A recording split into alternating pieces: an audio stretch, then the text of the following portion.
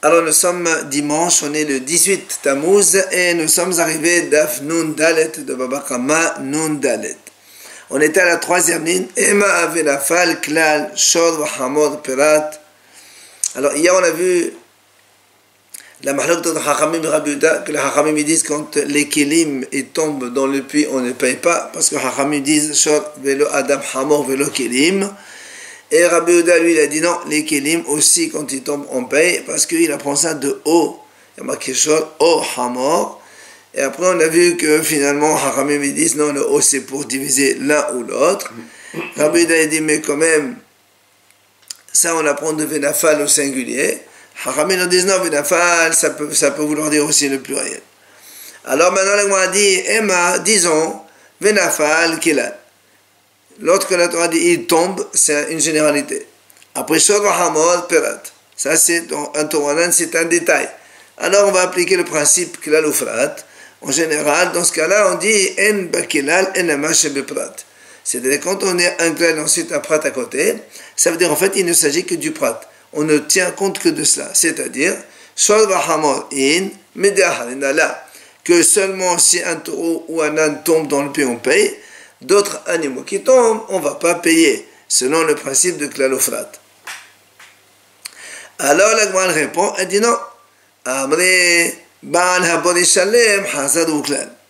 Donc quand il y a Venafal, c'est généralité, Shod Hamod, c'est un détail, et la Torah lui dit après, le propriétaire du pays doit payer.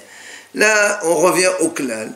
Et donc, quand on a maintenant Klal Ufrat ou Klal, une généralité, un détail, une généralité, là, à notre principe, on applique. Dans ces cas-là, c'est pas seulement le prat, mais tout ce qui ressemble au prat. C'est quoi? Comme dans les prats, le détail est marqué un taureau, un âne. On va donc généraliser à tous les êtres, donc les mammifères, tout ce qui est les êtres vivants. Alors la Gemara dit dans ces cas-là, je vais dire, si on fait comme tu dis maintenant, Ema pelat meforash davar shenevelata metamea bemaga ubmasa, avko davar shenevelata metamea bemaga ubmasa, aval en faute là. Si tu dis comme ça, alors moi je vais dire très bien, puisqu'on généralise à partir de Shor Hamor, on va mettre donc là, dans le groupe de Shor Hamor tous les êtres vivants, mais qui ressemblent au taureau et à l'âne. C'est quoi? Le taureau et l'âne, quand ils sont morts, leur cadavre iront impurs par le contact ou par le transport. Et donc, on généralise tous les êtres vivants et les animaux qui rendent donc impurs par le contact ou par le transport.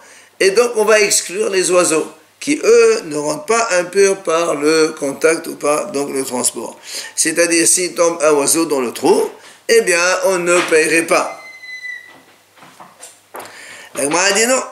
Imken, si c'est ça, Behemet, alors pourquoi la Torah Nirtov Rahamana Hatrata? Pourquoi la Torah écrit Shor et Hamor? Justement, quand on a écrit taureau et âne, c'est pour inclure aussi les oiseaux. Parce que sinon, la Torah elle aurait dû écrire ou Shor tout seul, ou Hamor tout seul. Un seul suffit pour qu'on ait les deux. La Gemara dit non, si c'est ça, c'est obligé d'écrire les deux. Pourquoi? Parce que lequel tu veux qu'on écrive? Si la Torah écrit seulement le taureau, j'aurais dit, si la Torah écrit que taureau seulement, j'aurais dit tous les animaux qui vont sur le mesbéach comme le taureau, eh bien ceux-là, quand ils tombent dans un trou, on paye, mais tous ceux qui ne vont pas sur le mesbéach, je vais dire on ne paye pas, puisque l'âne il n'est pas marqué. En tant que sacrifice. On peut prendre pas cachère ou pas cachère. Je peux dire ça aussi.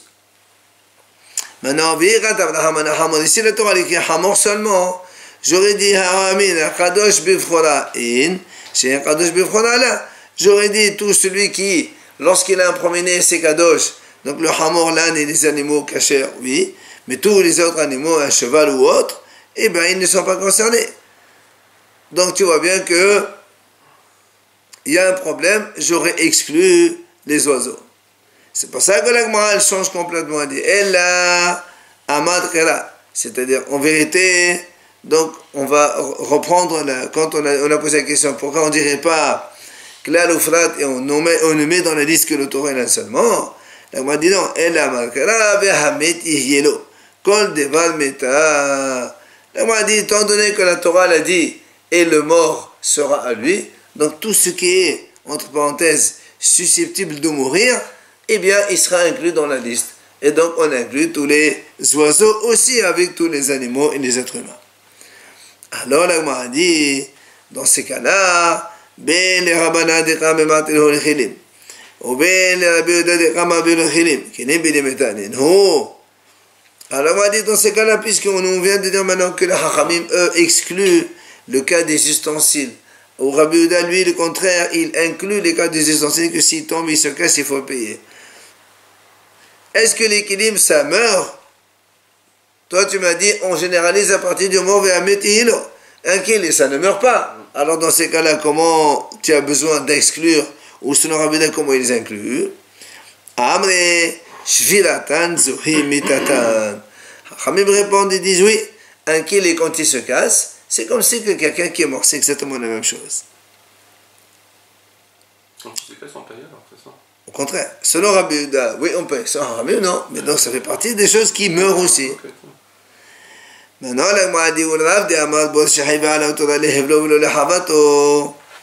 alors maintenant, on pose la question à Rav. Puisque, rappelez-vous, nous, on a vu que Rav a dit que quand la Torah, elle a dit que quand quelque chose il tombe dans le trou, il paye, c'est à cause du Hevel, c'est-à-dire donc de l'étouffement de l'air qu'il y a dans le puits, et le taureau il tombe, il s'étouffe en tombant. Et pas à cause de l'impact qu'il y a avec le sol dans lequel le taureau il tombe. Alors dans ces cas-là, il m'a dit, selon Rav, ben et la banane, ben la biodakinim, ben la havlanino. Il m'a dit, est-ce que l'équilibre, il y a un étouffement quand il se casse? Ça n'existe pas ça. Alors pourquoi tu les rends, selon Rabbi Yehuda, tu dois payer aussi l'équilibre quand il se casse? Amré, la Gemara répond, il est dit la Gemara aussi, il y a aussi le problème de, quand les kilim ils sont tout neufs, oui, eh bien aussi, il se casse à cause de l'air qu'il y a dans le puits, donc un petit peu comme un étouffement, il fait que le kilim il se casse comme ça, quand ils sont neufs.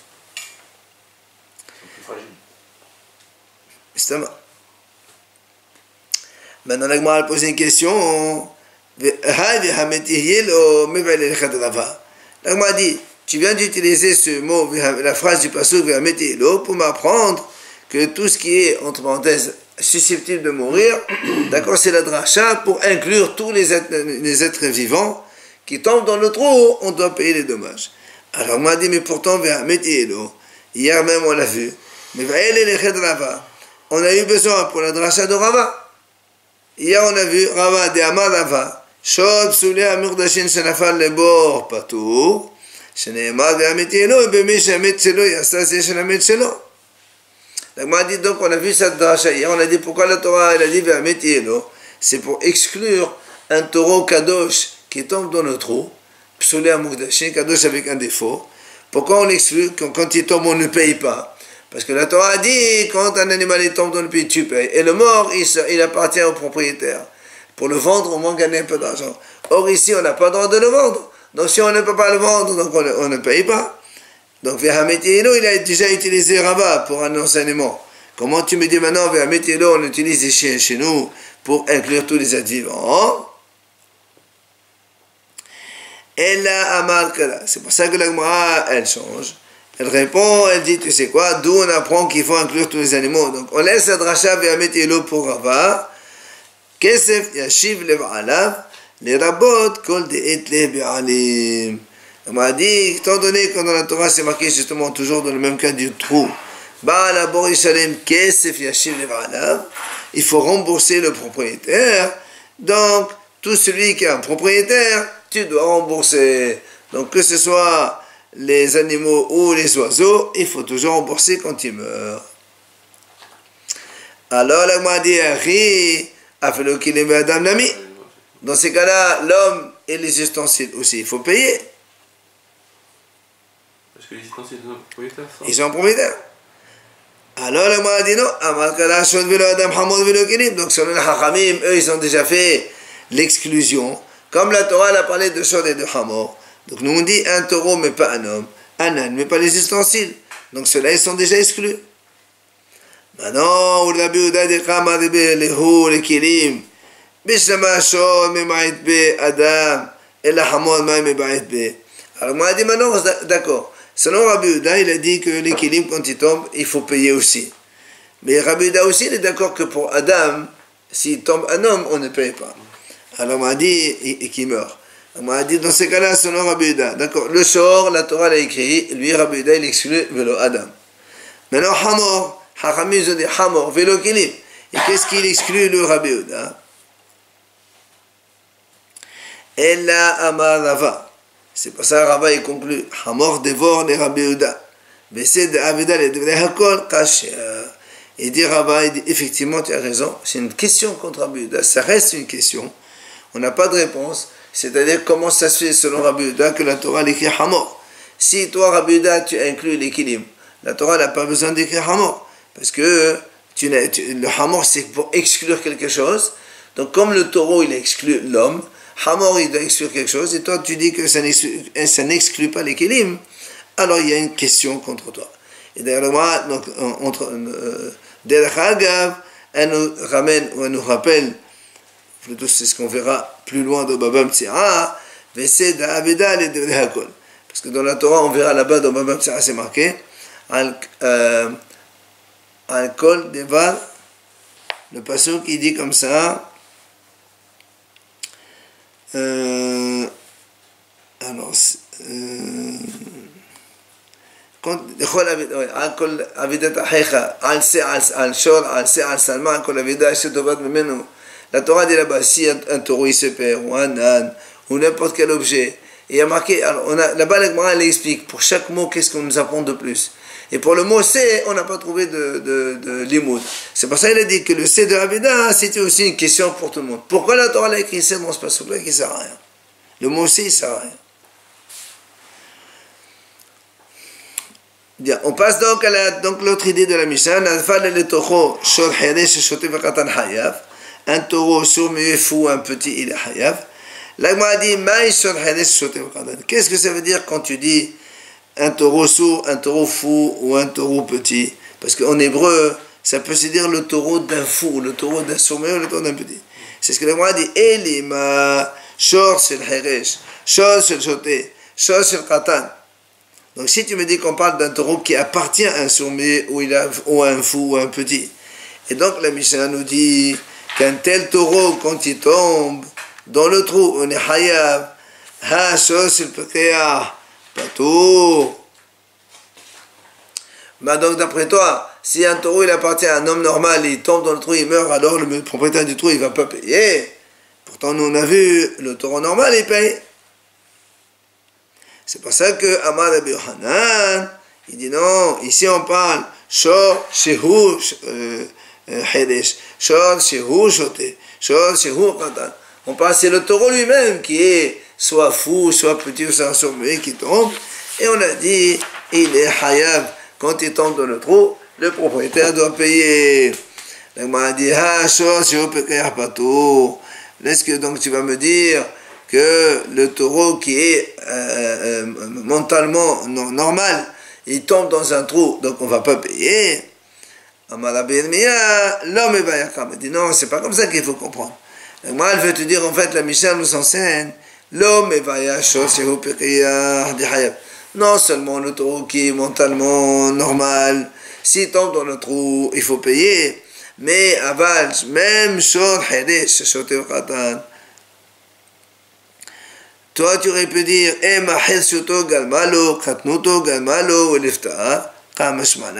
parce que toi, tu aurais pu dire, tiens, le taureau, parce qu'il est tombé, parce qu'il est petit ou parce qu'il est fou. Alors, s'il y a une autre raison, c'est pas que le pays, j'aurais pu penser qu'il ne paye pas. Alors, on est venu ici t'enseigner que même ça, il doit payer. Alors, sur ça, Amal et Ravaha, les Ravina, il vient Ravaha, il questionne la Ravina, lui dit, mais pourtant, il y a une braïta qui dit, Nafal et le taureau barda'at, pas tout. Et moi, dit, il y a une braïta qui dit, quand il tombe là-bas, un animal, entre parenthèses, on va lui dire maintenant, un animal qui est donc mentalement normal, on ne paye pas. Comment toi tu dis, Rabbi Irmiya, que le taureau normal, on paye?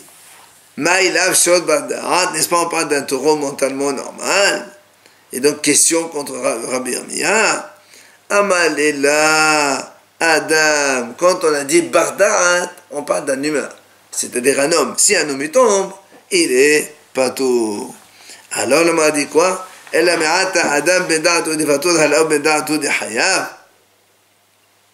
Donc ça veut dire que quand un homme il est mentalement normal, il tombe, donc on ne paye pas. Mais si un homme qui est fou, un petit, alors on va payer. On vient de dire,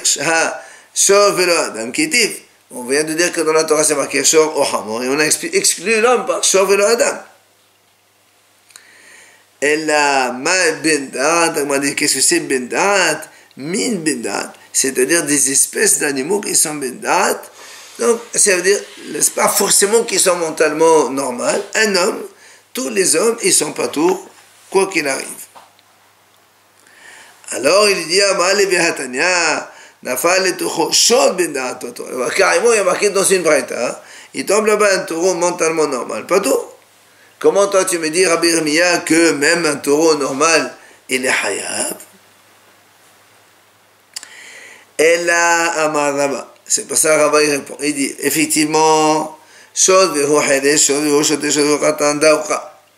vrai que seulement si le taureau il est sommet, fou ou petit, qui tombe là-bas dans le trou, c'est là où le propriétaire du trou il va payer. Aval, pas tout. Mais si le taureau il est mentalement normal, il ne paye pas le bar à la bord quand il tombe le trou. Pourquoi? Parce qu'un taureau normal, il a des yeux, il regarde où il va. Alors s'il tombe, c'est pas de ma faute. C'est pour ça que quand un taureau normal, donc tout ce qu'on a dit jusqu'à présent, tout ce qu'on a dit, un taureau qui tombe, est-ce que c'est ce que le moral veut dire maintenant? Tout ce qu'on a dit, donc le taureau qui tombe dans un trou, on paye, on ne parle pas d'un taureau normal. Alors c'est ce que le moral dit, Tanya, la Mihachin, qui dit comme ça, Nafal les taureaux, s'il tombe dans le trou, Shor Heresh, un taureau sommet, ou bien Shoté, un taureau fou, ou bien Katan, un taureau petit, ou bien sommet, ou bien un taureau qui est aveugle, ou encore un taureau normal mais qui marche la nuit et qui tombe dans le trou, c'est là où il est hayav. Par contre, mais un taureau normalement, donc mentalement normal qui tombe dans un trou le jour, là on ne paye pas parce qu'il aurait dû le taureau lui-même faire attention là où il tombe, où il marche. Matiti nouvelle Mishnah. La Mishnah dit Ehad Shor, Ehad Kol Behema, l'enfilat abor, ולהפרשת הסיני, ולתשלומי כפל, ולהשבת אבידה, לפריקה, לחסימה, לכלאיים, ולשבת, ולשבת, וכן חייב ערב כיוצא בהם. אם כן, למה נאמר שלוחם? On a chez Behové. Bien. Donc, la Torah, on vient de voir aujourd'hui, donc elle a marqué donc à propos du bord, Benaf Hashama, Shor o Hamor. Il tombe un taureau ou un âne. Viens, la Mishnah nous enseigner. Tu sais, quand donc il s'est marqué un taureau ou un âne, en vérité, tous les animaux sont inclus. C'est pas seulement, c'est une façon de parler. Et d'ailleurs, la Mishnah elle va nous prendre tous les sujets où on voit le mot taureau et elle généralise à tous les cas. D'abord, elle commence une filat à bord, donc quand ça tombe dans un trou, il y a marqué Shor Hamor, mais en vérité, tous les animaux sont inclus. Deuxième sujet, c'est les Hafrashat HaSinai. Quand Hachem il a dit à Moshe Rabbeinu, quand il lui a donné la Torah, il lui a donné, il lui a dit, attention, personne ne doit s'approcher du mont Sinaï, ni l'animal, ni l'homme, donc tous les animaux, ils sont inclus dedans. Quand la Torah a dit, si un homme, il paye, il faute, al-shor, al-hamor, al-se, il paye le double, il y a marqué que le taureau, l'agneau, mais en vérité, c'est tous les animaux qui sont concernés aussi. La Hashavat Aveda, là aussi le pasuk dans la Torah c'est marqué, si tu vois le taureau ou l'agneau de ton prochain égaré, tu les rends. C'est pas seulement le taureau, l'agneau. Tous les animaux ils sont inclus. Les friqa, quand la Torah dit, si tu rencontres un âne qui est super chargé, tu dois l'aider à donc décharger. C'est pas seulement l'âne, tous les animaux. Quand la Torah dit la hasima, que tu n'as pas le droit de museler, le tahsom shor bedisho, quand le taureau il bat le blé, tu n'as pas le droit de le museler. C'est pas que le taureau, c'est tous les animaux que tu utilises pour travailler, tu n'as pas le droit de les museler pendant le travail. Les kil'aim, lorsque la Torah dit on n'a pas le droit de croiser des animaux d'espèces différentes entre elles, c'est tous les animaux entre eux et les oiseaux aussi. Ou le Shabbat, enfin, lorsque la Torah dit que tu ne travailleras pas ni toi, ni ton taureau, ni ton âne, c'est tous les animaux qui t'appartiennent aussi ne doivent pas travailler. Et les oiseaux, les bêtes sauvages et les volailles aussi sont inclus dans tout cela. Donc, on inclut tous les animaux dans le jour ou le hamor. Ah, imken, la Mishnah dit, la manéma sur le hamor. Pour marquer un taureau ou un âne seulement, et lâcher de Berakato Béobé, évidemment, c'était à l'époque, les cas fréquents, les cas courants, c'est le taureau ou l'âne qui sont dans les rues pour assurer les transports ou les chargements, donc transport d'hommes ou de chargements. Maintenant, donc, la Gemara va nous expliquer chaque notion à part, on va le développer. On a dit d'abord l'infilat à bord. C'est donc quand ça tombe dans un trou, d'accord, on a dit tous les animaux sont inclus, les êtres vivants aussi. D'où on apprend ça. On vient de le dire maintenant dans la Gemara. C'est marqué dans la Torah Kesef Yashiv Liv Alav. De l'argent, tu rembourseras à son propriétaire. Ketiv, c'est marqué dans la Torah Kol et Liberalim. Donc on vient de l'expliquer là maintenant, de le développer. Tout celui qui a un propriétaire, et dans tous les animaux qui ont un propriétaire, quel que soit l'animal, tu vas payer, donc s'il tombe et s'il meurt dans le trou. C'est un esclave, il a un propriétaire. Un homme, non. D'accord, Les Afrashat ha-Sinaï. Maintenant, pour le deuxième sujet, c'est donc la séparation du mont Sinaï. C'est marqué dans la Torah, Im behema im ish lo yihye. Hachem a dit, attention, si c'est un animal, que ce soit l'animal ou l'homme, s'il s'approche au-delà de la limite, lo yihye, il ne vivra pas. La Gemara a dit, v'haya bichlal behema havia. Et l'animal sauvage aussi, parce qu'il y a marqué behema. Behema, c'est l'animal domestique. Alors la Torah dit non, la Gemara a dit non. Même Behaya, la bête sauvage, elle est incluse dans Behema. Souvent la Torah dit Behema, elle inclut la Haya. Im, la botte tarafot. Maintenant le mot im Behema, im ish, pourquoi im? C'est pour inclure aussi les oiseaux. Donc tous les animaux, les êtres vivants, ne devaient pas s'approcher du mont Sinaï pendant Matan Torah. Troisième élément, les Tashumei Kefel, pour le paiement double, c'est marqué. Là aussi, tous les animaux ils sont concernés. Ket Abrena, comme on a dit, c'est marqué dans la Torah. Al kol devat pesha, kalal kol devat pshira. Puisque la Torah dit al kol devat pesha, sur toute négligence qu'un homme il a fait, il a dit par exemple il a été volé, en fait ça n'a pas été volé, il doit payer le double sur tout. Marqué dans la Torah kol devat pesha, donc tous les animaux sont inclus. La hashavat aveda. Si on trouve un objet perdu, il faut le rendre. La Torah elle a dit le vechi l'otire marqué dans la Torah. Tu ne vois pas le taureau et le chevreau ou l'agneau de ton prochain égaré, tu ne fais rien, tu dois les rendre à leur propriétaire. Il y a marqué que taureau et agneau. Alors le Gemara a dit, et c'est marqué aussi, les chol avedat ahicha, tout objet perdu. Donc l'école, ça généralise donc tous les animaux aussi. Les friqa, la friqa c'est pour décharger un animal. La Torah dit l'eau tenait hamara, azov ta azov l'eau. Quand tu vois l'âne de ton ennemi crouler sur son chargement, tu dois donc le décharger. Or il y a marqué que hamor seulement. Alors il dit yalif hamor mais Shabbat. On apprend de l'âne du Shabbat que pas seulement l'âne, quand la Torah dit le hamor il ne doit pas travailler, on va voir plus loin dans la Gemara, on apprend que pas seulement l'âne mais tous les animaux ne doivent pas travailler. Ben là aussi pour le décharger, c'est tous les animaux qui sont concernés. La même chose, dans le Shabbat, il y a marqué, l'âne ne travaille pas. Ce que l'âne. Alors on va dire quoi? Le cheval il peut travailler et les autres aussi. On a généralisé. Comme on a généralisé pour Shabbat, on généralise ici aussi. La même chose, la hasima et les chaussures de Shabbat. Pour museler, c'est marqué le tahassam shor bedi shor. Tu n'as pas le droit de museler un taureau. Alors est-ce que c'est le taureau seulement, pas les autres animaux? Il dit non. Comme dans Shabbat aussi, il y a marqué shor. Et on inclut tous les animaux. Alors là aussi, on inclut tous les animaux. Et là aussi, on verra dans le Gemara le développement du Shabbat. Pourquoi on ne peut pas le museler pour, parce que pendant qu'il mange, pendant qu'il travaille, il bat le blé, il voit le blé, il faut qu'il mange. C'est ça. Les kil'ayim, la Gemara dit pour le kil'ayim aussi, on a dit, on généralise tout. La Gemara dit, kil'ayim de Hanisha, si tu me dis qu'on n'a pas le droit, c'est marqué dans la Torah, lo taharosh bishor va hamod yahdab. Tu n'as pas le droit de labourer avec un taureau et un âne ensemble. Si c'est ça, il y a l'Efshashom Shabbat. Ça, on a déjà dit, on apprend du taureau de Shabbat.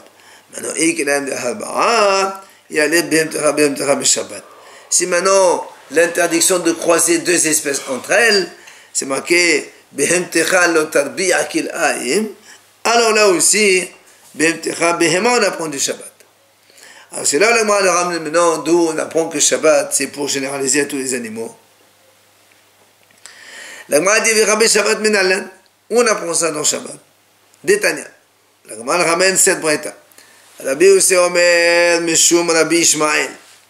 Il vient Rabbi Yossi, il dit on sait que dans les 10 commandements, ils sont marqués une fois dans Parashat Yitro et une seconde fois dans la Parashat de Va et Hanan. Alors il dit Rabbi Yossi dans les premiers 10 commandements, c'est marqué Avdecha va'amatecha uvhemtecha. Il y a marqué, le pasuk il dit comme ça, dans les 10 commandements de Yitro, Lo ta'aseh chol melacha, ata uvecha, il y a marqué, Avdecha, va'amatecha, uvemtecha. Ton serviteur, ta servante et ton animal. C'est marqué comme ça dans les premiers 10 commandements. Maintenant, uvidevrot aharonot, dans les deuxièmes, donc, 10 commandements de Va'it Hanan, c'est marqué là-bas, le pasuk il dit, donc ça c'est la même chose. Tu ne feras pas de travail, toi et ton fils et ta fille. Et là-bas on rajoute dans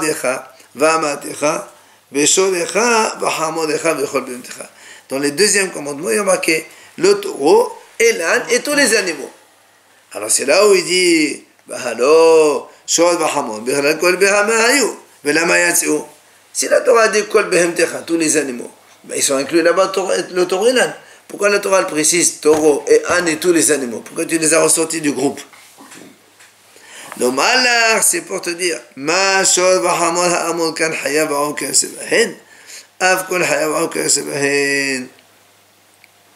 c'est pour te dire justement, comme taureau et âne qui sont marqués ici, c'est pas seulement les animaux, mais c'est aussi les bêtes sauvages et les volailles.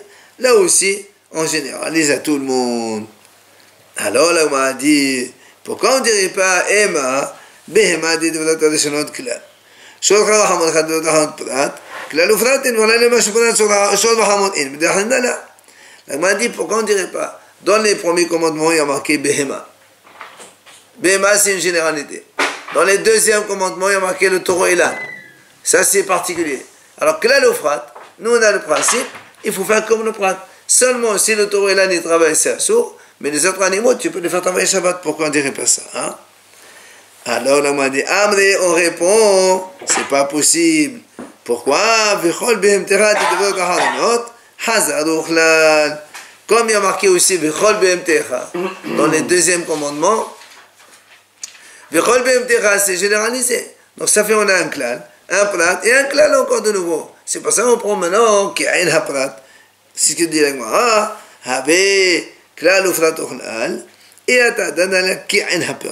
c'est comme le prat, c'est-à-dire c'est pas seulement le taureau et l'âne, mais des choses qui leur ressemblent. C'est quoi ceux qui leur ressemblent? De la même façon que dans le prat, c'est le taureau et l'âne, ce sont des êtres vivants. Alors moi je vais inclure tous les êtres vivants, évidemment, c'est assuré de travailler avec Shabbat. Maintenant, la Gemara lui dit la même chose comme on a vu tout à l'heure dans le début de raisonnement. פרט מפורש, דבר שנבלתו מטמא במגע ובמסף, כל דבר שנבלתו מטמא במגע ובמסף. Alors, on faute là. On m'a dit dans ces cas-là, si tu me dis effectivement, tu as un clan, un plat et un clan, on généralise comme tous les êtres vivants de taureau et l'âne. Alors moi je vais te dire très bien, tu généralises à tous les animaux qui ressemblent au taureau et à l'âne. C'est quoi? Le taureau et l'âne, quand ils meurent, ils sont cadavres, ils transmettent l'impureté par le transport ou par le contact.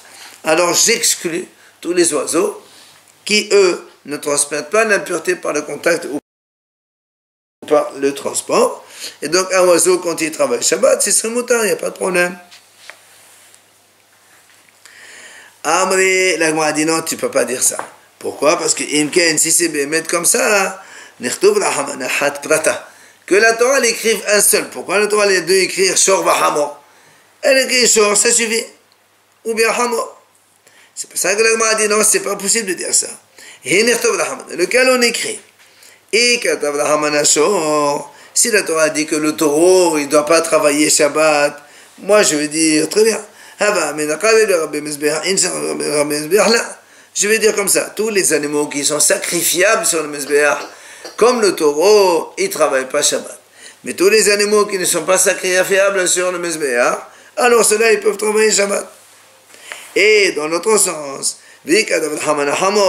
ici la Torah dit que seulement l'âne ne doit pas travailler Shabbat. Moi je vais dire, Kadosh Bifrola, c'est un Kadosh Bifrola là. Donc j'aurais dit sinon, tous ceux qui ont un premier qui est Kadosh comme l'âne, ceux-là ils ne travaillent pas Shabbat, mais tous les autres animaux, le cheval, etc., qui n'ont pas de Kedusha dans les Bechorot, eux ils peuvent travailler Shabbat. C'est pour ça que la Torah l'a écrit Shor, donc tu vois bien, on a besoin des deux. Alors, donc, la Gemara, donc, elle essaie de répondre encore comment on peut inclure les oiseaux. Elle a bechol behemtecha rebouyahu. La Gemara dit, comme il y a marqué kol bechol behemtecha, c'est ça l'inclusion, on inclut tous les êtres vivants, même les oiseaux aussi. Viens maintenant, la Gemara pose une question. La Gemara dit comment? Toi tu dis bechol, ça inclut. Alors, tu crois qu'à chaque fois qu'il y a marqué le mot kol, c'est pour inclure autre chose. Viens, la Gemara dit pourtant, on a vu Gabé Maaser, à propos du Maaser, Dirtiv Kol, pourtant, le mot Kol dans le Maaser, il est écrit là-bas, et on ne l'a pas utilisé pour inclure. On l'a utilisé pour enseigner qu'il y a le principe de Klaloufrat. C'est comment le pasouk là-bas? Voilà, la Gemara ramène ici ce pasouk. À propos donc le Maaser Sheni, quand vous savez qu'on a dit le Maaser Sheni normalement il faut l'amener à manger à Yerushalayim. Maintenant quand quelqu'un il a un gros volume, il ne peut pas le transporter, il fait pidion sur de l'argent et après l'argent il l'amène à Yerushalayim et le consomme en aliments. Et là-bas la Torah dit comme ça, Venatata kesef, où c'est que tu vas dépenser cet argent? Bechol achet avenavshecha. Donc tout ce que tu désires comme aliment. C'est quoi ça? Ça c'est clair. Puisque tout ce que tu désires, c'est un général. Après, la Torah dit, la Torah dit, après tu peux acheter des gros bétail, des petits bétails, du vin, de la liqueur. Ça c'est prat, des particuliers. Après la Torah continue, et tout ce que tu désires. Donc là, donc on a encore deux mots en clair. Alors qu'est-ce qu'on a dit? Klal ou frat orlal, ici on a généralité, détail, généralité. Et donc toujours la même chose, ce principe-là, donc dans la braïta de Rabbi Ishmael, il dit il faut prendre quelque chose qui ressemble au détail. C'est quoi le détail? Ma haperat meforash. Comme ici le détail, on a parlé de gros bétail, petit bétail, vin et liqueur. De la même façon que peri, meperi, vegedulekara. Comme il s'agit donc d'un fruit et qui donne naissance à un autre et qui pousse sur le sol, et donc on va dire la même chose. Tous ceux qui sont on peut les acheter avec l'argent du Maaser Sheni, et donc ça exclut. Si tu dis péri, c'est-à-dire quelque chose qui donne naissance à un autre fruit toujours, ça exclut les champignons et les truffes et l'eau et le sel. Et Guidolé Kaka, ça exclut les poissons. Tu ne peux pas acheter avec le poisson, puisque ça ne pousse pas sur le sol, ça pousse dans l'eau. Alors comment tu me dis que kol c'est inclus? Pourtant ici on a vu le kol, on a utilisé comme principe de klal ufrat ochlal. Amri, la Gemara dit bechol klala kol ribouya. La Gemara dit c'est vrai, mais il y a quand même une différence entre le mot bechol et kol.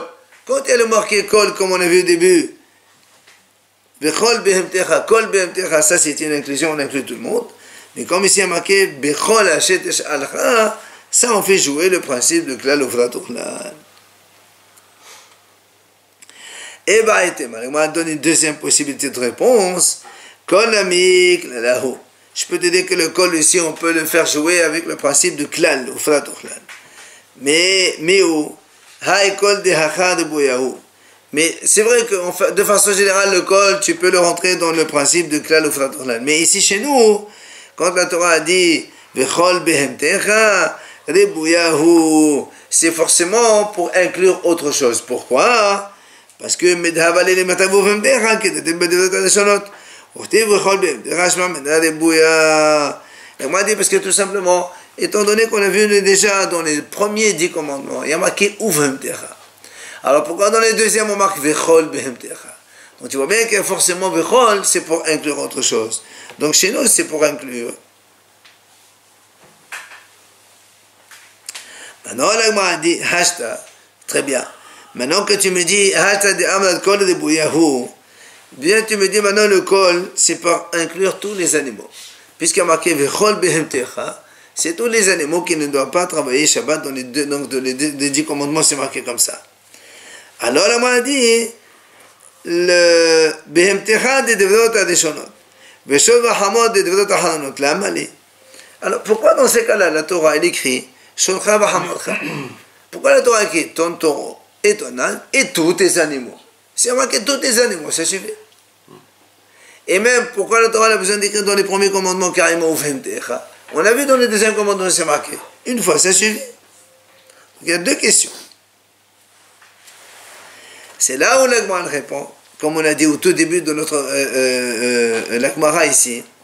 Amre shor le agmore shor shor la hasima. Hamor le agmore hamor hamor le freka.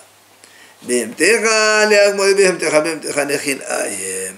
Donc c'est pour ça que la Gemara a dit ici. Tu sais pourquoi on a répété le mot taureau, âne et behemtecha? Justement, c'est pour dire.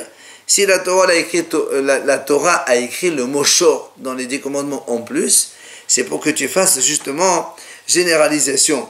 Quand la Torah dit l'otahsom shor, tu n'as pas le droit de museler un taureau, c'est pas seulement le taureau. Tous les animaux qui travaillent, tu n'as pas le droit de les museler. Et la même chose pour le hamor. Puisque la Torah a écrit hamor qui paraît en plus dans les 10 commandements, c'est pas il n'est pas en plus, c'est pour apprendre que tu généralises tous les animaux pour les frika. Puisque la Torah dit tu décharges un âne quand il croule sur son chargement, c'est pas seulement l'âne, tous les animaux aussi. Enfin, le mot behemtecha qui est en plus, comme on vient de dire, behemtecha lekel ayim, c'est pour apprendre que même tous les animaux sont concernés par l'interdiction de ne pas croiser des espèces différentes. Alors la Gemara dit Achi aflu adam litzad. La Gemara dit dans ces cas-là, puisque tu me dis tous les êtres vivants ils sont concernés, alors un homme aussi doit être interdit. C'est-à-dire on devrait interdire, puisque le mot dans la Torah c'est marqué ata uvecha ve'avdecha ve'ametecha uvemtecha. Ok, on vient de dire le mot uvemtecha, ça inclut tous les êtres vivants pour ne pas donc croiser, enfin labourer avec un taureau et un âne ensemble. Alors dans ces cas-là, même un homme qui est marqué là-bas, on devrait interdire un homme avec un taureau ou un homme avec un âne pour labourer ensemble. Pourtant, à la matnan, Adam mutar imkolan la hadosh velimshor. Pourtant, la Mishnah elle dit, un homme, il peut très bien être accouplé avec un taureau ou un âne pour labourer, c'est pas interdit. Alors comment ça se fait? Alors que selon ce qu'on vient de dire dans la Mishnah, dans la Gemara, selon ce qui a marqué le mot dans la Torah pour inclure tous les êtres vivants, alors l'homme aussi. Les animaux ensemble, c'est pareil que l'homme. L'homme aussi a marqué Ve'avdecha ve'amatecha. Pourquoi on fait ces péchés de espèces ensemble? D'abord, c'est une mission de la Torah. Alors, dans la logique, c'est marqué que le taureau et l'âne, il y a une raison qui dit que l'âne, il voit que le taureau il rumine, il croit que lui, il mange beaucoup plus que lui. Alors, ça lui fait de la peine. Il n'y a pas aussi une question d'effort. Oui. Il y a aussi des forces. Quoi qu'il en soit, on a une question. Pourquoi Adam, alors que normalement, selon notre pasuk dans la Torah, il fallait l'interdire, pourtant nous, on a dit que c'est motard. Amar Rapapa, il vient à Rapapa, il répond. Il dit, Paponai yadai ta'ama.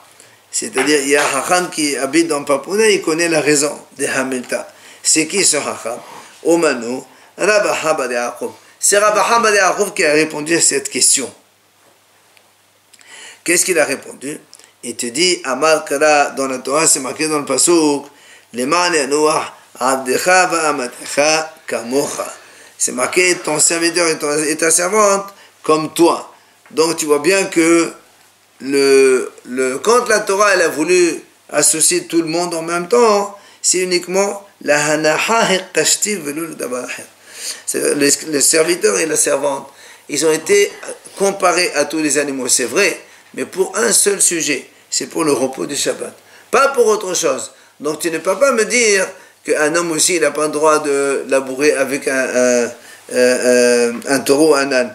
Parce que quand on les a mis ensemble, c'est pour un seul sujet, c'est pour la menocha de Shabbat. Ça, comme l'animal, il se repose, l'Aïd et l'Ama, il se repose aussi. Mais pour le reste, on ne va pas les comparer ensemble. Donc un homme, il a le droit de tirer avec un animal pour labourer donc un terrain.